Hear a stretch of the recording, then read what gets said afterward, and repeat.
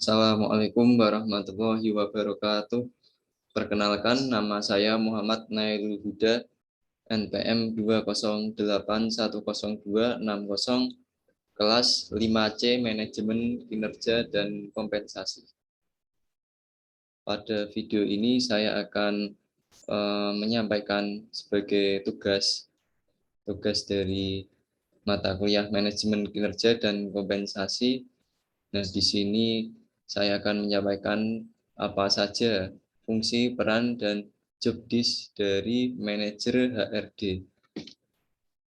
Biasanya kan kalau di suatu organisasi atau perusahaan itu pastinya kan ada namanya HRD atau Human Research Development.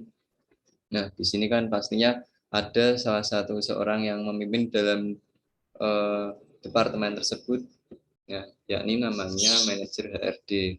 Kemudian apa saja fungsi, peran, dan job desk yang dilaksanakan oleh seorang manajer HRD? Kita lanjutkan saja. Kemudian fungsi. Ada dua fungsi dari manajer HRD atau HR manager. Yang pertama adalah fungsi manajer. Fungsi manajer ini menyangkut perencanaan, pengorganisasian, pengontrolan, kepegawaian, dan pengarahan. Fungsi yang kedua adalah fungsi umum, menyangkut perekrutan, pengembangan, perencanaan karir, kompensasi, motivasi, integrasi, dan pemeliharaan. Nah, yang dimaksud fungsi manajer ini yakni HR ini sebagai manajer.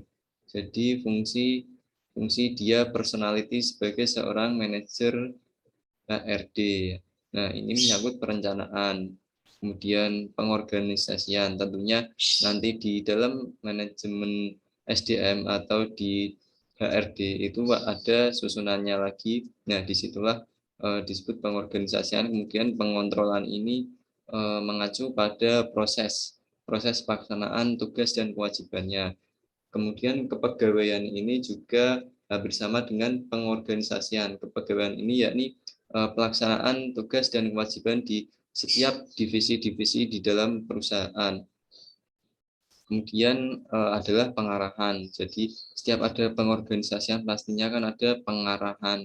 Nah, di sini fungsi dari seorang manajer HRD. Kemudian fungsi umum.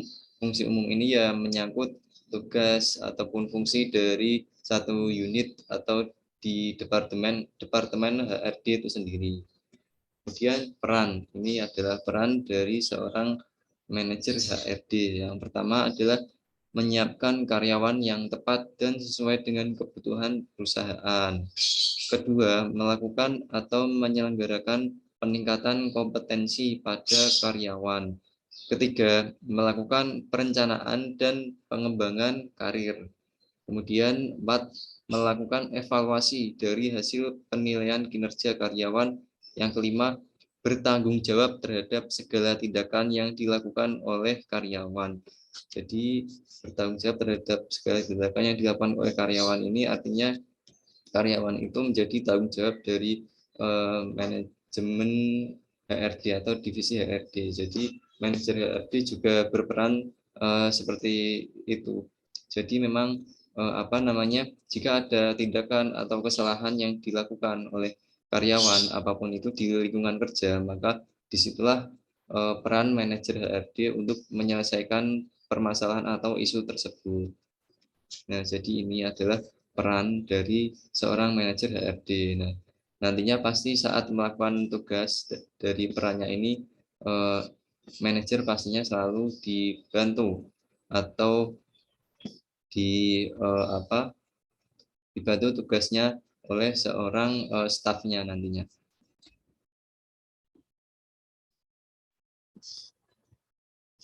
Nah, kemudian ini adalah job description dari HR manager atau manager HRD. Job description ini artinya deskripsi pekerjaan atau apa saja yang dilaksanakan oleh manajer HRD di dalam divisi HRD itu sendiri. Nah, Ini pastinya kan nanti ada pembagian tugas dari staf di dalam manajer HRD. Jadi di dalam manajer HRD itu anggota atau stafnya itu juga tergantung dari jumlah karyawannya. Nah, biasanya itu ya ditentukan oleh jumlah karyawan tersebut. Jadi jika karyawan banyak, ya pastinya di dalam di dalam divisi atau lingkup manajemen HRD. Nah, di situ pasti juga banyak juga stafnya atau pegawainya. Nah, kemudian job desk dari manajer HRD itu apa saja? Yang pertama adalah merencanakan dan mengatur sistem pengelolaan sumber daya manusia perusahaan dan menyelaraskannya dengan tujuan perusahaan. Nah, seperti dari namanya divisi HRD atau manajemen HRD.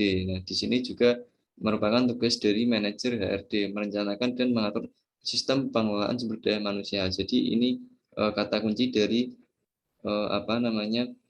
manajemen HRD, sistem pengelolaan sumber daya manusia. Jadi mereka yang mengelola sumber daya manusia di dalam perusahaan itu, yang bertanggung jawab dalam segala sesuatu yang dilakukan oleh sumber daya manusia di dalam perusahaan tersebut. Nah, ini adalah merencanakan dan mengatur bagaimana sumber daya manusia itu di dikelola supaya tugas dan fungsinya di dalam perusahaan tersebut dapat terlaksana dengan baik dan selaras dengan tujuan perusahaan. Kemudian yang dua, menjembatani antara karyawan dan manajemen perusahaan. Kemudian menyusun dan menerapkan sistem rekrutmen karyawan, melakukan proses penilaian kinerja karyawan. Kemudian yang kelima, mempersiapkan dan mengadakan program pengembangan dan training bagi karyawan. Nah, di sini ada sistem atau program pengembangan dan training bagi karyawan secara berkala dan bertahap. Karena menganalisis beban kerja untuk menentukan pengupahan dan kompensasi yang tepat. Nah, jadi di divisi HRD ini juga mereka itu menentukan kompensasi ataupun pengupahan yang tepat. Kenapa? Ya disesuaikan dengan beban kerja, karena yang mengetahui beban kerja itu ya dari manajemen HRD itu sendiri.